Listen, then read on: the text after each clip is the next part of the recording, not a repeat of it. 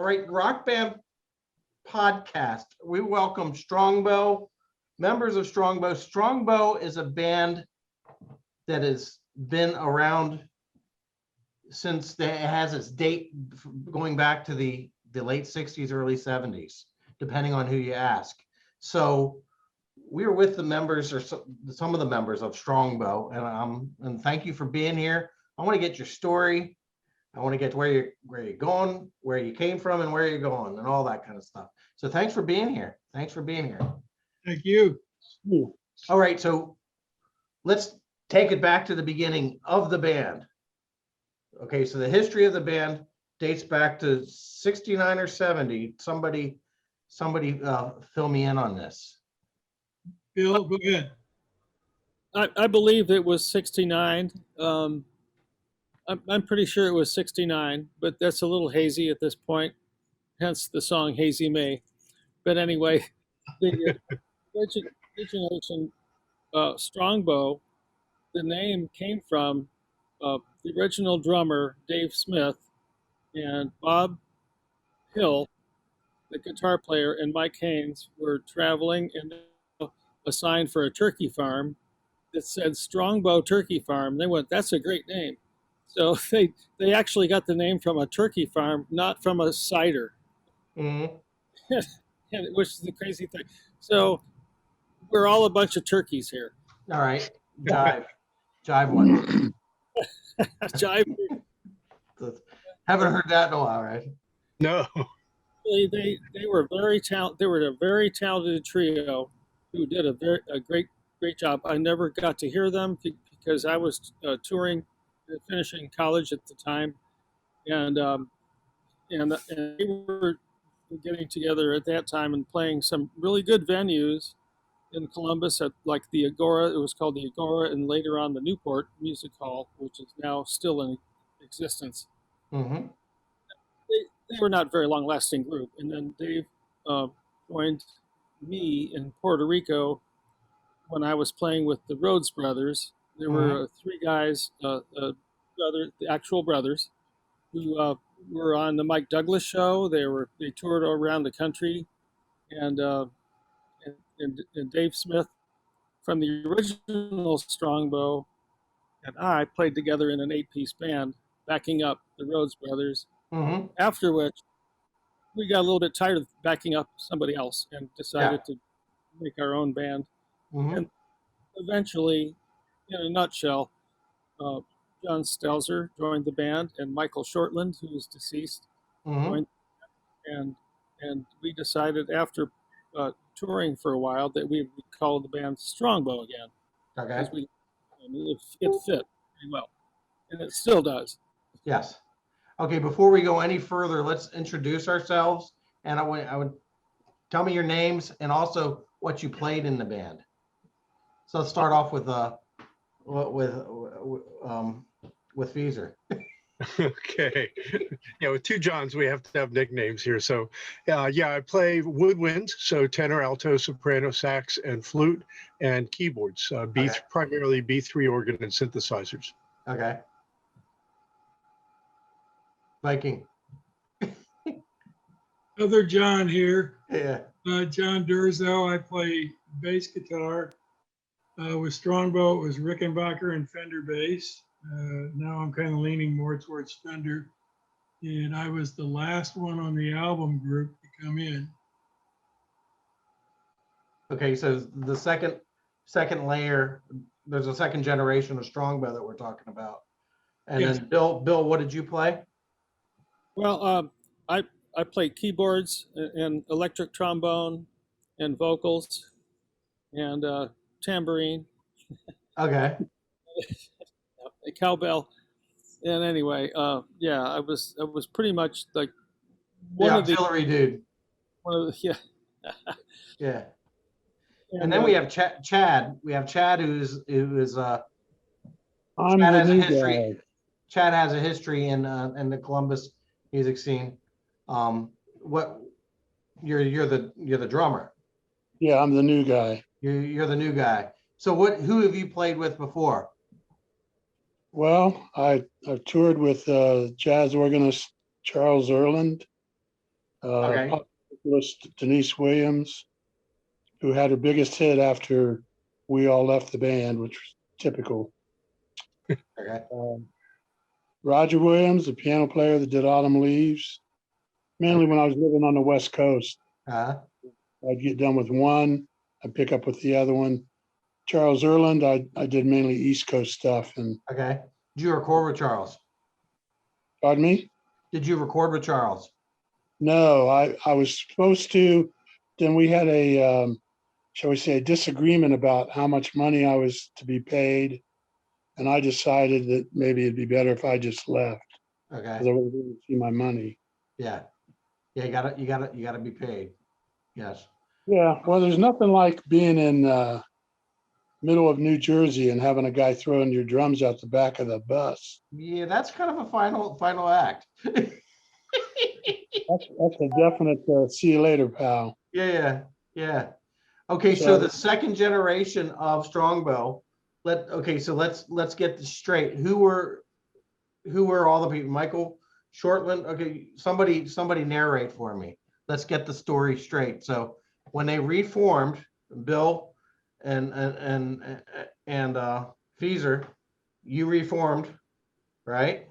Well, we joined the band. So Okay. Bill was playing electric With Dave trombone. Smith. Yes, with Dave Smith, Mhm. and at the time using his electric trombone with a wah-wah pedal and mimicking in amazing ways guitar, so they could do double guitar work, a guitar and him on trombone. And our the groups I was playing in with Michael Shortland, and the group that Bill was playing in with Dave Smith crossed paths several times up in Michigan. There was a lucrative market up there. We would go see them on our nights off and so forth. And at one point, they decided they wanted to add Michael and myself to Strongbow, and we became a 5-piece at that point. Now, what did Dave play? Dave Smith played Yeah. drums and That's sang. what I thought. Yeah, Okay. and at the time, the bass player was Mike Haynes, who was from the original Strongbow. Okay.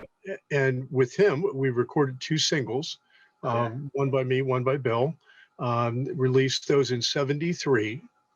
Shortly thereafter, Mike Haynes, the bass player, left the group, and John Durzo came into the group. John and I and Michael had played together in several groups in the past, and so there were interesting career cross paths that had happened long before this. And so when John joined the band, several of us in the band knew him already, had played with him already. Yeah. So there was an almost immediate synergy for us. That's wonderful.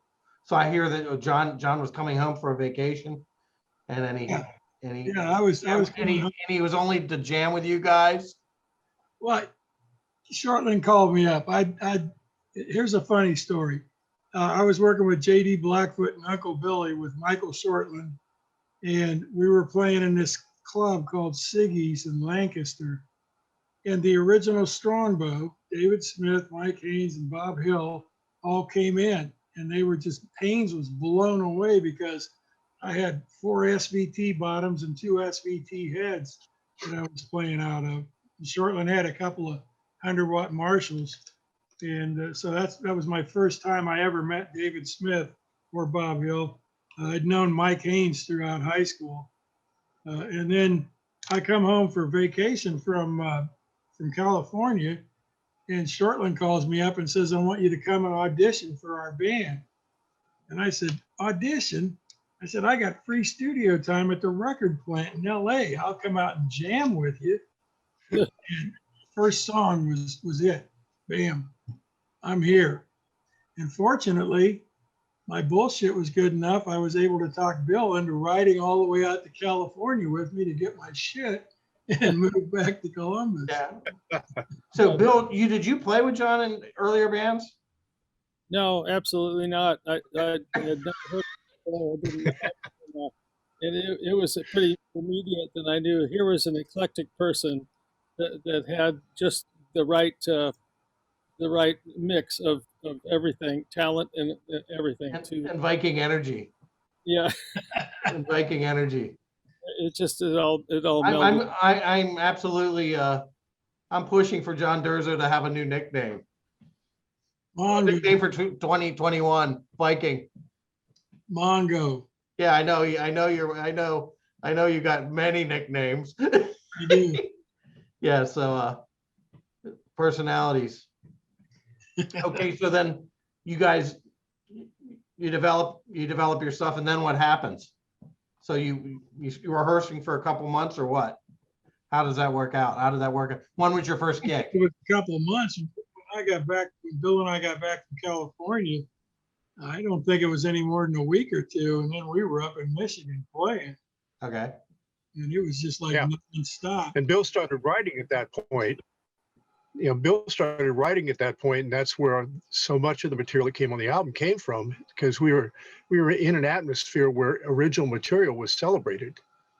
Yeah. It didn't have to be all copy material. You could play in clubs and get good work playing all original or nearly all original material. And Bill Yeah. took advantage of that environment and wrote out his ears with all kinds of songs that ultimately ended up on the album. Yeah, I heard that. I was listening today. Was the Motown tune you made into a blues? Yes. It was a shuffle. I can't get next to you, or Yes. Yeah. yeah, yes. So it was nearly all original music in the mid '70s, or I guess early to mid '70s. That's Well, what you guys were doing. it pretty much started out as we were a dance band. You know, we were like a typical top 40 dance band that went out and played, um, and and uh, and did whatever we could to get as many girls into the club as we could, so that we could Okay. while we were playing. Which was, that was pretty much the theme of the day. Well, I tell you what, yeah, that was courageous to try to nowadays to get people onto the dance floor. You have to play songs that have been on the radio. Right. And so that kind of, we just kind of like went from there, and we worked in our own original material gradually. Okay. And then day by day, I mean, we were on the road and just like hanging out and writing and practicing. We had all day free. Mm-hmm. We weren't making any money, but we were doing the artistic thing, just Yeah. like going after what we thought was a fun thing to play. Yeah. Yeah. So at what point does this band get signed? How It long was did it 74, wasn't it? Huh? Wasn't it 74? Late 74? I I think maybe we sent the demos out in '74, late '74. and we wound up getting hooked up with Owl Recording, Owl OWL Recording, and Sterling Smith, who's instrumental in that realm, wound up being like a keyboard player for the Beach Boys, and a person that we knew very well. Mm-hmm. And anyway, we wound up doing a lot of work with Owl Recording, and Okay. they helped us, learn the studio techniques, I would say, and Okay. it helped us a lot. So not many of you were, or you were still learning in the studio at that point in your development. It was for me. John, I think you were doing some studio work out in California, were you not? Yeah, quite a bit. Yeah. Yeah. So it's like, for our listeners, back in the day, even to make it into a studio was like, now everybody has one in their living room. Yeah. Okay. To make it into a studio was really kind of a big deal. To understand how it all worked. When we talk about producer back in 1974, it meant a different thing than what it does today. Oh shoot, sorry. Yeah. I don't know what's going on here. Okay. I'm gone. I don't know what happened. You're Oh, still here. I thought you were having a flashback, Bill. We can see and hear you, though. Yeah. I don't know what to do about incoming messages. I'm kind of Yeah. So, okay. So, so you get signed. What was the original record company that you got signed to? Southwind was a subsidiary of Buddha Records. Okay. So we were signed to Southwind Records. Okay. Okay. And what did they do for you? Nothing. They had produced some hits back in the 50s. And All so, right. Well, so they fashioned themselves as effective producers.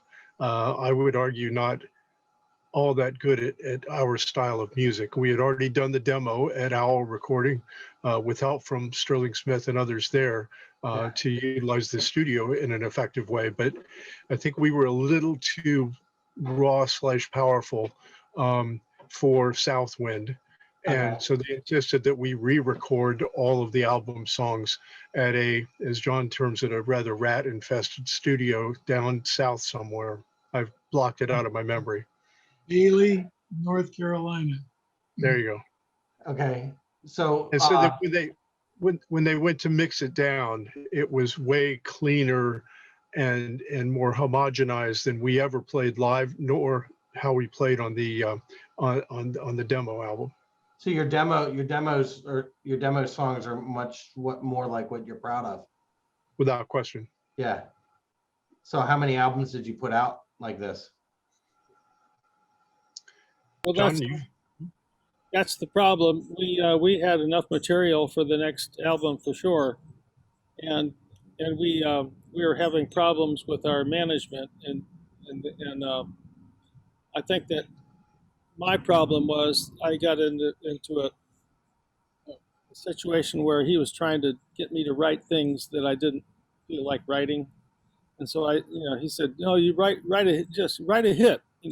I went, well, that's not the way I used to work. I used to work differently, just by inspiration and so forth. Hmm. And that kind of put a snafu on things. And then they didn't really back us up very well, and Yeah. so that made things get stagnant as far as the Okay. band was concerned. So it didn't make it past the first album. no, Okay. Could have, but it didn't.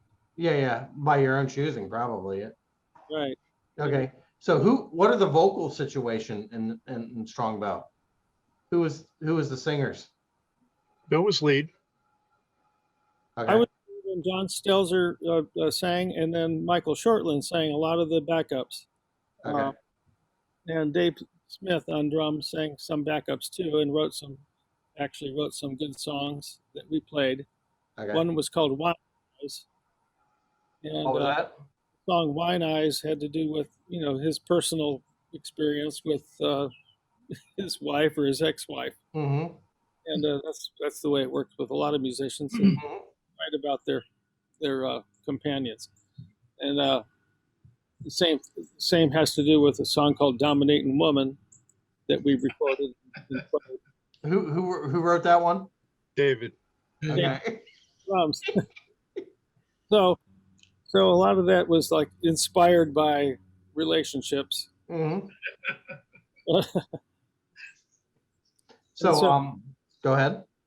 And the funny thing about the song Hazy May, the song Hazy May, which was one of the first originals, was inspired by, to me, driving back from Michigan and looking at these tall smokestacks that were belching all kinds of, stuff into the air and creating.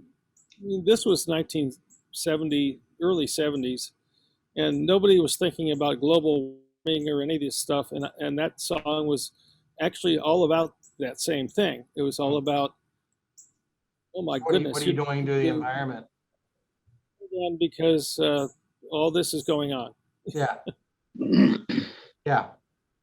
So Actually, Hazy May has an interesting history. There's always a question for songwriters, prolific songwriters such as Bill, whether or not you wrote the melody first or the words first. how did it go? As I recall, we didn't have words for it except for the chorus. And the lick was so compelling that we brought it on stage and started playing it as an instrumental, sort of a jam instrumental, with just the chorus as something we would sing, which was sort of dedicated to a good classmate friend of Bill's and our sound engineer, who had a history of disappointing encounters, let's say, just bad things that would happen. And he had a saying that he would say, "F me, I'll never smile again." whenever one of those occurrences would take place, except he would say the word, of course.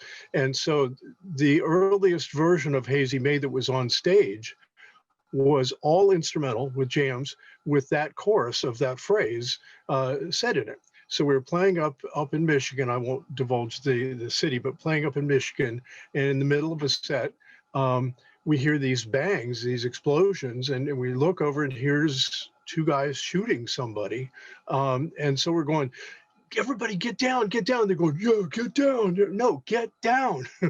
Because the people who had come in with guns were shooting over everybody's heads as they were trying to escape. Well, the gentleman who got shot ended up passing away. He had just gotten out, we found out later, had just gotten out on bail, having shot the brother of the two guys that shot him. And so there was this bizarre round robin between brothers, and the police said at the time they figured that it would continue until there was only one brother left on one of the families. Yeah. And then we got to thinking later on, the last song that guy heard was "F Me, I'll Never Smile Again." All right. Which turned into Hazy May? Which turned into Hazy May. Okay. You need to write that song though. Yeah. You need to write a new song with that lyric. That phrase lived on. Yeah. Yeah. Okay. So you record the album. You go on tours. So what are the tours like? Who wants to start? Durzo, you should start there because you were one of the more fun people on tour. What was what like, Rod? What were the tours like? Well, we didn't have much money at the beginning, right? And Michael was kind of creative. I knew I was with the right group of guys when he said, let's stop and get a bottle of Boone's for him. That's all we had money for. And he pulls out a box of Salmonex. He says, take one of these and drink about a quarter of this bottle of wine. We'll all be good. So, not that anybody in this group of people here on this interview had participated in any of that. And he's no longer with us. Yeah, on tour, I mean, it was like, you get to a new city, you'd set up, do a sound check, and then go back and take a shower and come back and play. So how far did you travel? Oh, sometimes. West Coast? Okay. Far all south over the US? Yeah. Pretty much. Atlanta, Miami, Los Angeles, Berkeley, California, Sioux Falls, South Dakota. Mm-hmm. So living the dream. Not getting paid enough.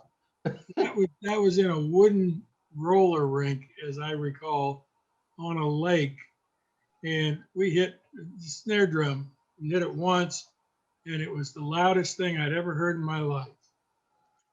And that was without the PA on. Oh, yeah. Him hitting the snare drum. Yeah. We turned the amps on. It was like, nobody could hear for a week after that. Yeah. How was it normally? So somebody, I forget who told me Money was the loudest band ever. And then John said, no, that was Strongbow.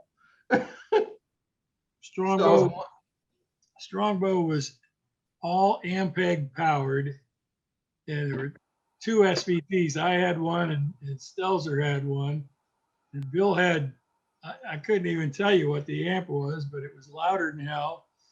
It had about 300 speakers in that cabinet, and the PA system was a West PA, which happened to be Mel Schocker's old bass amp.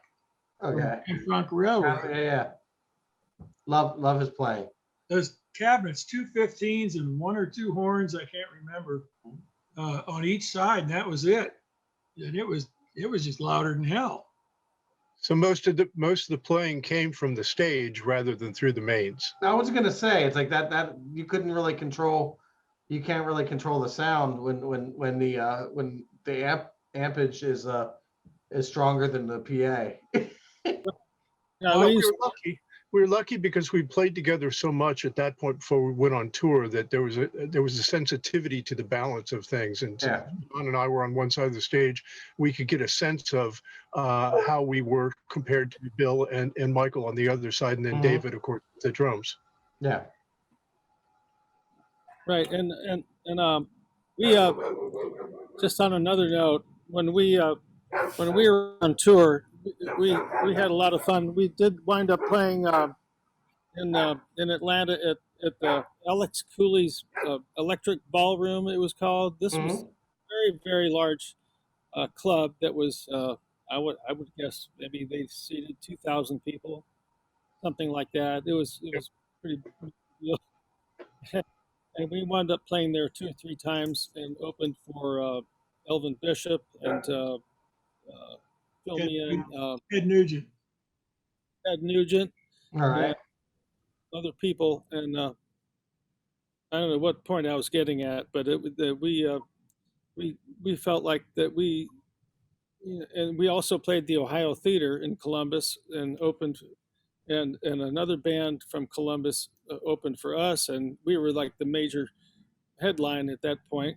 Um, and I don't know, at that time we felt like, Who were some of the bands you opened for? well, Well, that, Ted Nugent, Elvin Bishop, let's see, Bob Seger. John, you had Cactus down as one of the groups that we had opened for. Yeah, well, they came in one week as Cactus. It was Mike Panera and Dwayne Hitchings. And then the next week they came through as The Image, which was on Manicore Records, Emerson, Lake and Palmer's. It was the same band doing the same material, but they were Cactus one week, and the next week they were The Image. And I never heard of the Image. they're good. They were good. Well, if Mike they're like Cactus, I like Cactus, but it's like, yeah, Mike Panera was Ride Captain Ride. yeah. Yeah, he's still playing.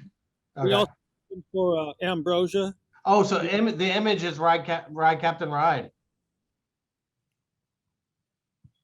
Yes. He's okay. I do know that. I do know, obviously know that song. Bill, you were saying about Ambrosia? Yeah, we opened for them. Was it once or twice? I think in Columbus at the Agora. It was called the Agora. Like early on, Ambrosia.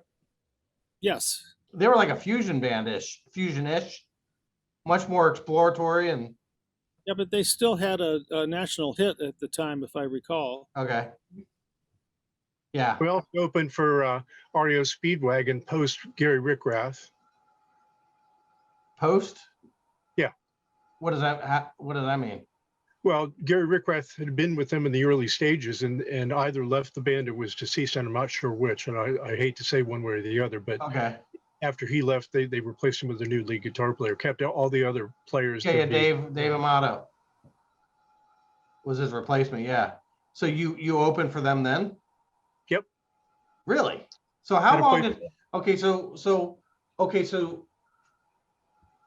Okay, so Strongbow lasts for how long? How long does this band? So when did you leave, John? Me, Yeah. I left in 1976. Okay. And they kept going. Yes, Yep. they replaced me with Mike Schoaf, Columbus bass player. Okay. And how long did that band carry on? Bill, what was that? 78? I think it was 78.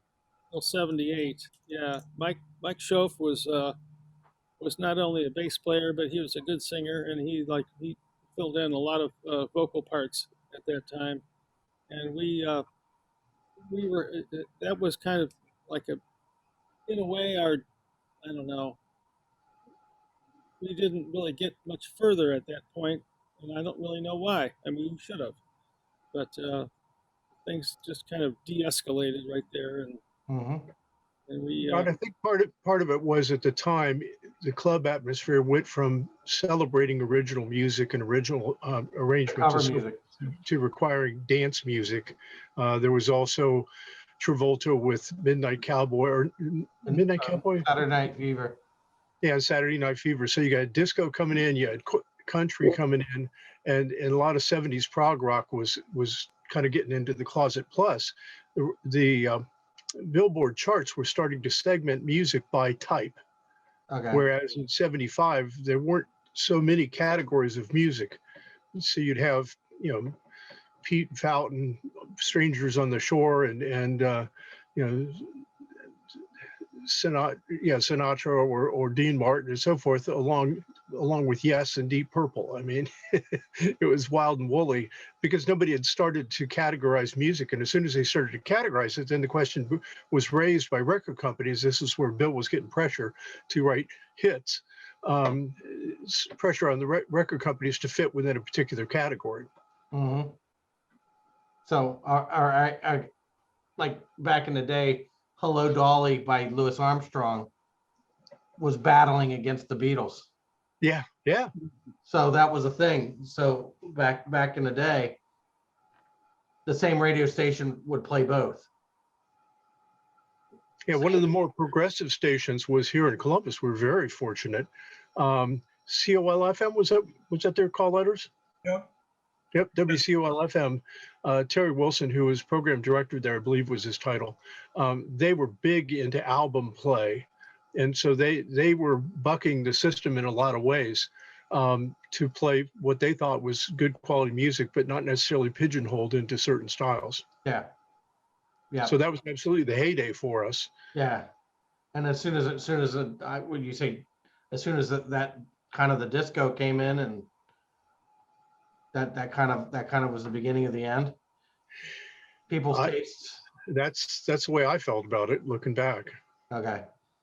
So I mean, when you've got Mike singing, Mike Schoaf singing, Rod Stewart, If You Think I'm Sexy, you know that the tide has changed. so he was probably, what was he vibing? What his natural influences? Who? Mike, Yeah, as a bass player. I would say largely influenced by the Beatles. Bill, Okay. John, thoughts? Chad, you played with him. Yeah, I'd say the Beatles, McCartney. Okay. So doing the Do You Think I'm Sexy? Yeah. Doing the Do You Think I'm Sexy it wasn't his vibe. All right. So so about 78, you guys is that when you broke up? Pretty much. Okay.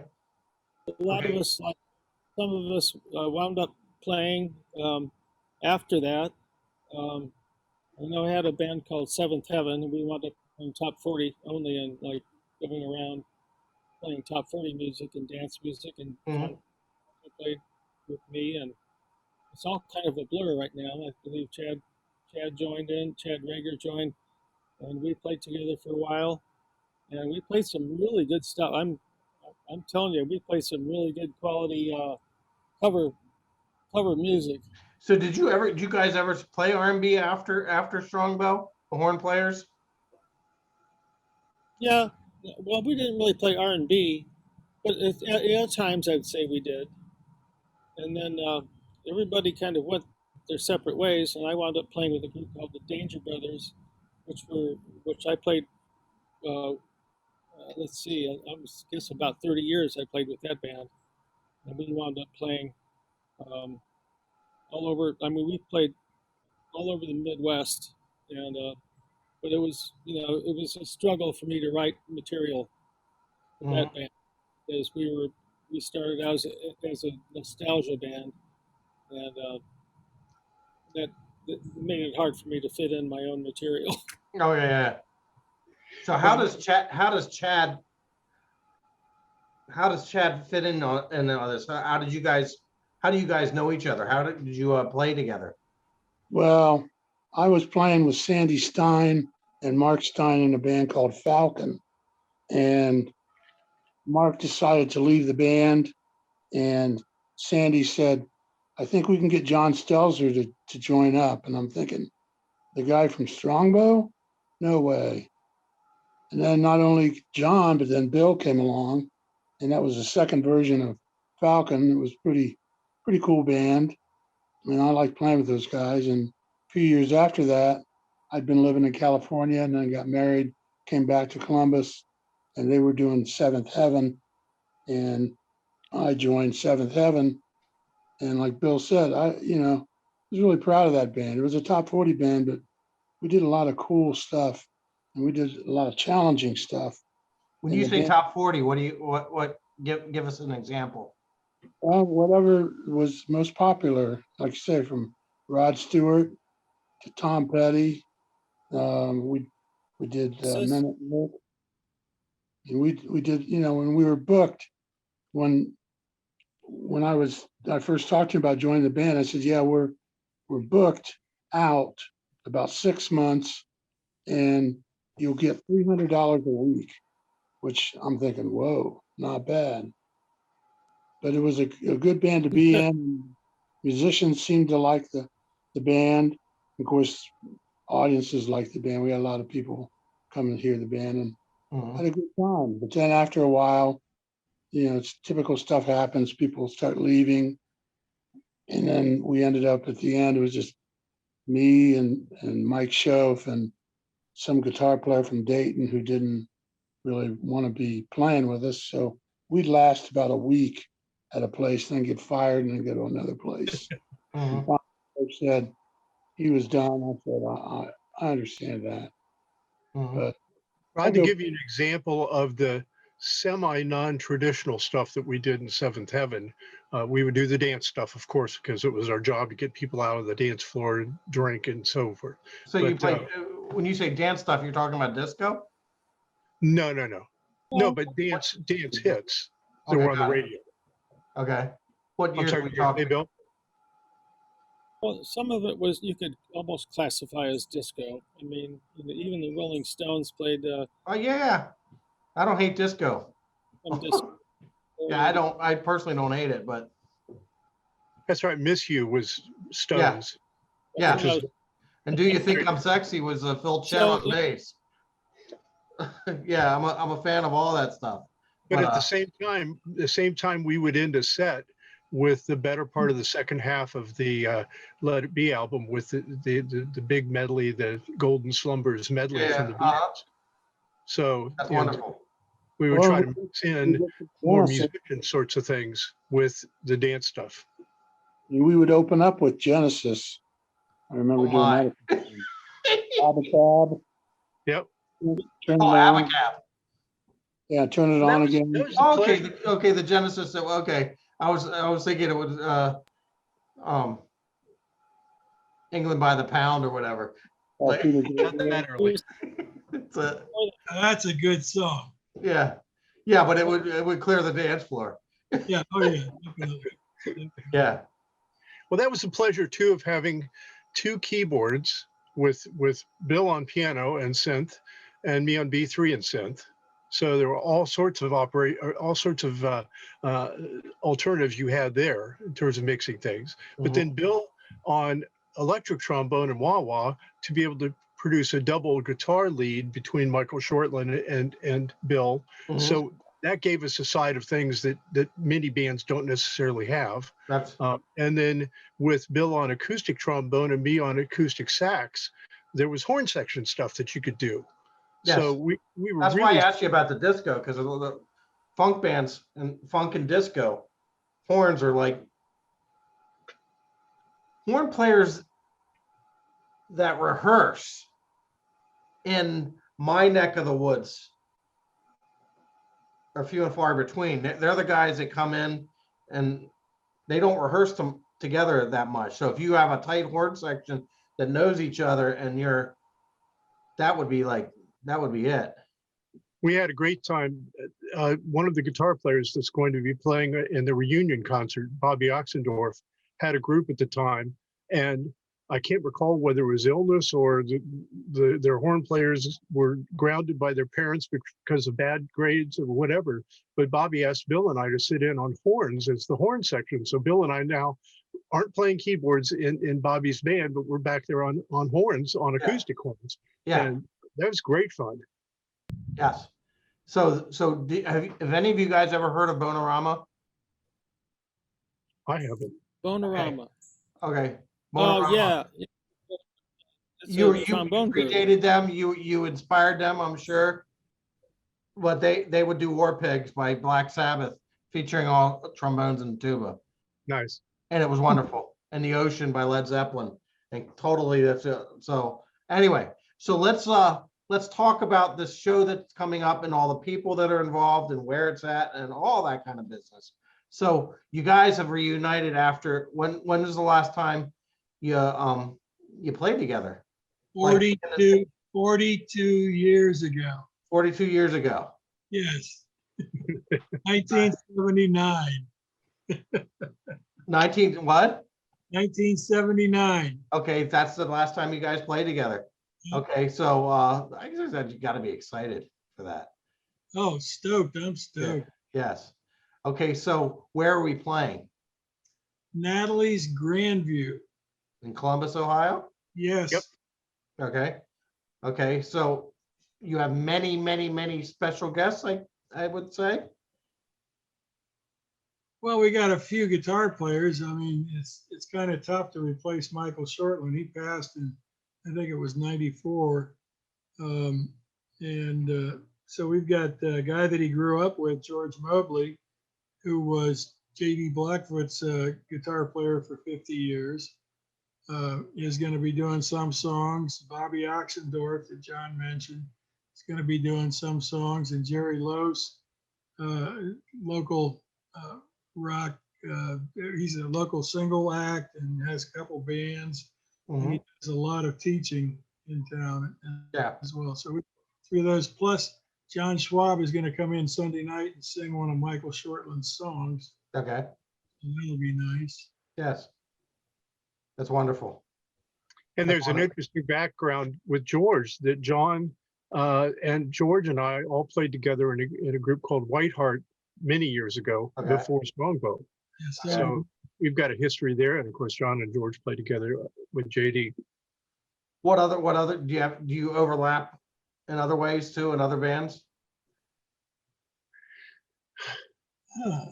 I'm not so sure about that.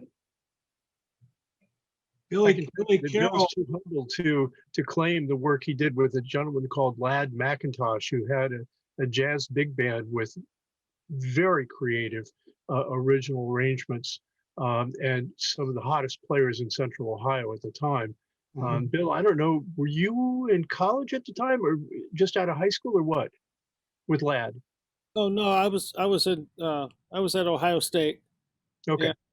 And at Ohio State, we formed a great relationship there. We had it was called a jazz workshop band. All right. And as a matter of fact, that was before a jazz program was ever accredited at a college university. And there was only a few, like North Texas State, I think, and there's a couple that were accredited where you could actually get college I credit. don't even know if Berkeley was a college at that point. Yeah. Well, yeah. Anyway, Ladd wrote all the original material, and then he wound up joining me and with the Rhodes brothers, and he wrote arrangements for them. Okay. But that was a great inspiration for me. Yeah. So would you say he's like a mentor?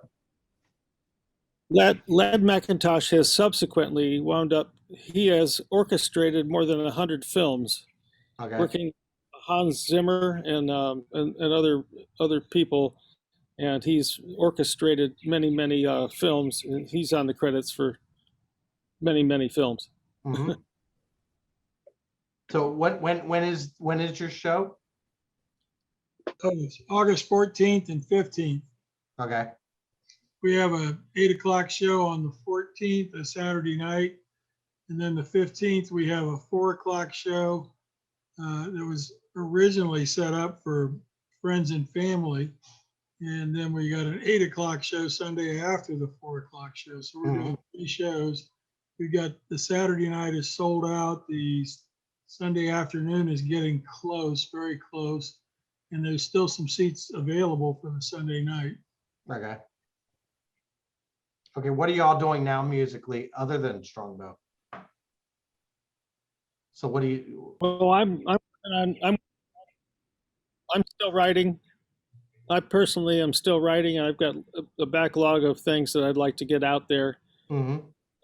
I'm going to eventually get these guys to help me with. There's a song called "Stay" that we're going to probably wind up doing that I've had in my book for a long time.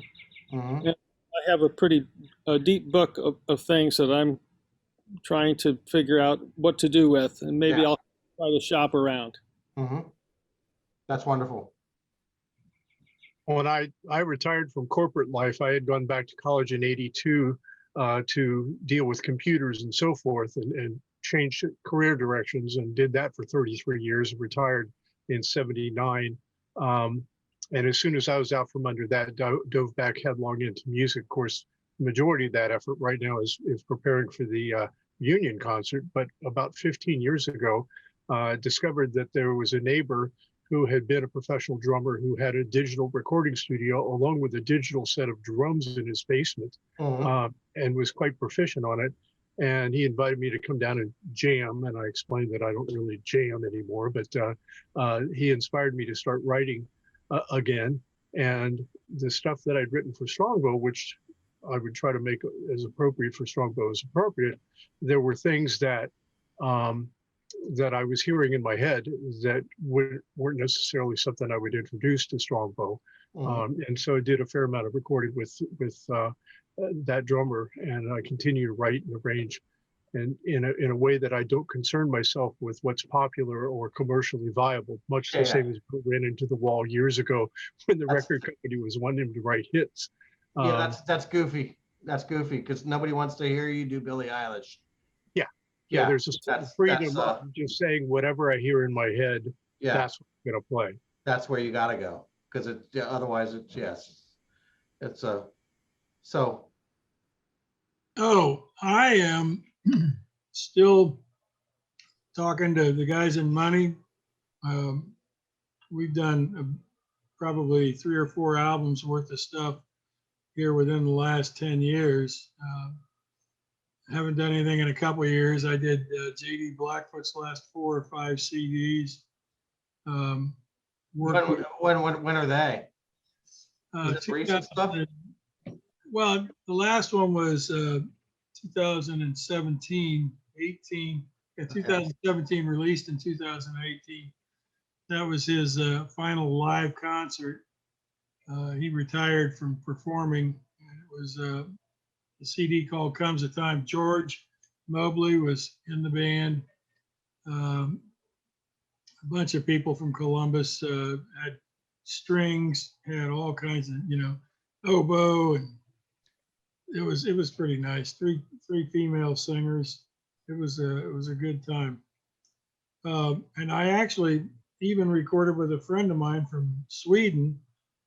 Did a song for him on one of his CDs that was released a couple years ago. Mhm. So that's the beauty now. You'd sit here at home in your underwear, do your bass tracks, and then just email it to somebody, and they Yeah. can do whatever they want with it. It's Yes. wonderful. So we're all computer savvy in this and like in Pro Tools or whatever. Yeah. You're like this? Yeah, I'm learning. Okay. Same here. Chad, what are you up to? Oh, I've been out here in Santa Fe for coming up on 3 years and doing a little playing now and again. I've got a jazz quartet called Swing Brothers. We do a few gigs here, and imagine we'll get called because everything's opening up again. This is just kind of a fun band. We just play standards, sax, keyboards, bass, and myself. Mhm. And it's a good time. Yeah. Yeah. So other than that, I'm just kind of hanging out. I'm not teaching anymore. And if I So run you were across, doing a lot of teaching before? yeah, I had about 50 students a week when I from Columbus Percussion. Okay. I was teaching, like 5 days a week. Yeah. Did that for a lot of years. When I got out here, I just decided that unless some kid really knocks me for a loop, I didn't know that I wanted to teach anymore. I wanted to get back into playing. So this is Mhm. the Strongbow thing is taken up a lot of my time for a while now. And I Mhm. mean, you discover when you really dig into the music, just all the things like that David Smith puts in there. I'm not going to play everything like him, but I mean, I recognize the stuff that he contributed to the tunes, and it's monumental. Mhm. He's driving that band like nobody's business. Yes. Let's talk about David, because he's not going to be at the reunion. But Right. Great tell me a little drummer. bit about him. Tell me a little bit about him. So let's. My He, first time when I was 18, I walked into the bar they were playing at, and they were playing Hazy May. I'm watching this drummer who's shirtless, and he's got a glove on his left hand, and I'm thinking, wow, man, this ain't high school anymore. And watching, I just was astounded by his power. Mhm. He just drove the band. And Yeah. then I would go and see the band. He was always very, very nice to me. And I would ask him questions and stuff because I was pretty new. Like I said, just graduated. I was just getting into playing. I was actually playing in a country band because they paid, you know. So, but I mean, I think David, I'd put him up against any of the well-known guys like Donnie Brewer. I put him up, with Bonham. I mean, he's got that kind of feel, and he's got the chops to pull it off. Mhm. And to me, it seemed like he was always playing very fearlessly, which I was impressed with. Yes. But I just think he's a tremendous drummer, and there's part of me that wishes that he was doing this reunion because then I'd get to hear him play. But Yeah. then the other side of it is I feel, honored, not to sound corny, that I got It's the not call. corny at all. I got the call from the band saying, "Would you like to play in the band?" I'm thinking, would I? Of course I would. Yeah. So I mean, it's for me. It's a pretty cool, like you say, a bucket list thing. That's wonderful. That is wonderful. Rod, Dave's background, his dad was a musician. Okay. And Dave used to tell the story about his dad would come down and play rudiments on the kitchen table before breakfast. Uh-huh. And So his dad, he was primed to be great. yeah, This he's is what he's he hearing grew up amazing with. stuff on the Formica kitchen table. Yeah. And his dad had his own big band. Uh-huh. With his own big band. So Dave was around it from the earliest years as I remember him telling the stories, and you can tell. Yeah. That's wonderful. That's wonderful, fellas. We're out of time. Is there anything else you would like to add? We want to thank Mike Geezy for helping us put all this together. Uh, he's the one that got me in touch with John, and then and the rest of you. And I'm going to be there. I'm going to be there in Good. August, and I'll see John earlier than that. So who's living in Columbus now? Bill and me. Okay, the horn section. Okay. Yeah. Well, and the keyboard section too. Yeah, the keyword section. Yes. Okay. So I look forward to meeting you all. I look forward to meeting you all. And I know Mike and I will be there. And thank you so much. Thank you so much. I'm excited for you all. I'm excited for me to watch it because I think it's gonna be like a history in the making kind of thing that I feel very honored to be checking out. So anyway, We're gonna put you to work there, Rod. that's all right. I will be your minion. All right, cool. Alrighty. Cool. Alrighty. Thanks so much. Thanks, Rod. Very much. Yeah, Yes. appreciate it. Uh-huh. Thank you. See you then.